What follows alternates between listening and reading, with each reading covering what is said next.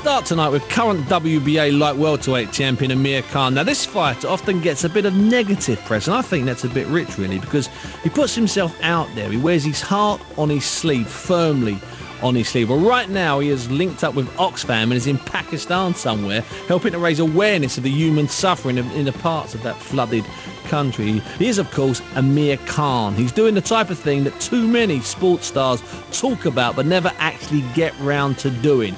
I called him up earlier and I asked him what he had seen. Well, yeah, I got into Pakistan yesterday. I went to a place called Jawsada. It's the KPK region, 20 minutes away from Peshawar.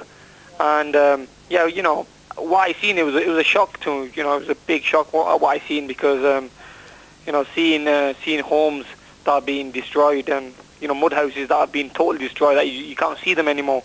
You see floods, you see you know, you see dead animals and stuff on street corners and stuff because of the floods. And you know, it's just quite bad to see that, you know, especially I really thought it's not going to be as bad, because when I seen it on TV, on the news in England, and coming here and seeing it with my own eyes, is a total different thing. Do you feel a bit overwhelmed by it, Amir? I mean, you know, you're great intentions going out. I know you went out after the earthquake a few years ago, but suddenly you get there and you're faced with just how big the task is. Yeah, definitely. It's a massive thing. Over 18 million people have been affected by this, and they say over 1,500 people have died. So that just says it all. You know, when there's about 18 million people who have been affected by a disaster, that just shows this is a massive disaster. And you know, out of the 17 million, there's around about 1 million people who haven't still been aided. You know, they still ain't being reached. That just hard to reach. The only way to reach them, yeah, the only way to reach them is by air transport. So, you know, it's a really big disaster. I'll tell you another thing about it, Steve. If you put the Haiti disaster, the tsunami disaster, and the Pakistan earthquake disaster and put them together, you know, the flood disaster is still worse. Yeah. You know, it's the worst one. So in many ways, Amir, it's a miracle that, I know it sounds terrible, it's a miracle that only 1,500 people have died. When you're telling me how bad it looks. Exactly. You know, having 18 million people affected and only 1,500 people who have died. Staggering. Yeah, but you know what's happening every day, day by day. There's more people dying, and you know, and there's people who are picking up diseases, and you know, there's a lot of waterborne and vector-borne diseases going around, and skin disease and eye infections and stuff, and you know, people are just being affected that way as well. What can you do, Amir? What can you personally do? And in a moment I'll ask you what listeners can do, but what can you personally do out there? Well, I've come up to Pakistan with Oxfam and joining up with them, and what we're doing is getting clean water, sanitation facilities, hygiene kits and stuff, and you know, the jerry kits and stuff. Sure. We're getting all them together, making sure they're all healthy and you know, they're all keeping well.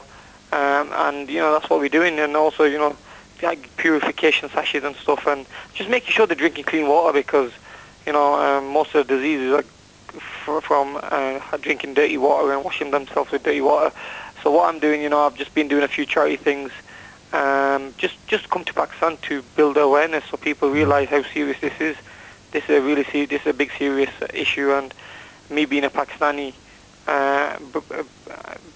living in Britain, I think it's good. It's a good thing for me to come over here and, you know, explain to people how serious it is when I get back.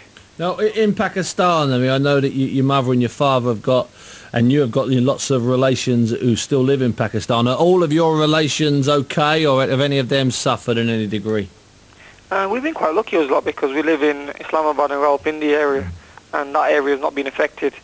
So we've been quite lucky, but just 2 hours down the road, you know, that's the area that's been affected. So you don't know, because they're still expecting a lot more rain, and you don't know, the water might just follow through to the city centre type. Yeah, could. So what can listeners do? Do they have to go via the Oxfam website or something like that? Yeah, listeners can, you know, go through the Oxfam website. They can visit any other charity website as well. But yeah, I'm working with Oxfam, and well, you know, it's up to them whatever charity they want to go with, because every penny is going to make a huge difference, and it's going to go to this cause anyway. Listen to me, I can't let you go without asking you at least one boxing question. I know it seems trivial compared to what you're doing there, but what are you planning? A fight in December, possibly in Britain? That's right, yeah. You know, I'm looking at Britain, December 11th. I've got a TV date then. So we've been in negotiations with a few TV companies and stuff, and also in negotiations with a few opponents. Of course. I really want Madonna. That's what I want. The Argentine guy. Yeah, you know, he's got a good record and stuff, and I think his styles make fights, and I say with this style, I think he'll make me look really good and bring the best out of me as well. So, you know, spoke to Freddie Roach last week, spoke to him, and he's really confident with the fight, and in talks with a few TV companies, and hopefully we can get the fight in the UK maybe December time. Listen, that's great to hear from you, Amir, and well, do your best out there, son, and I will speak to you when you get back. Definitely. Thanks, Steve.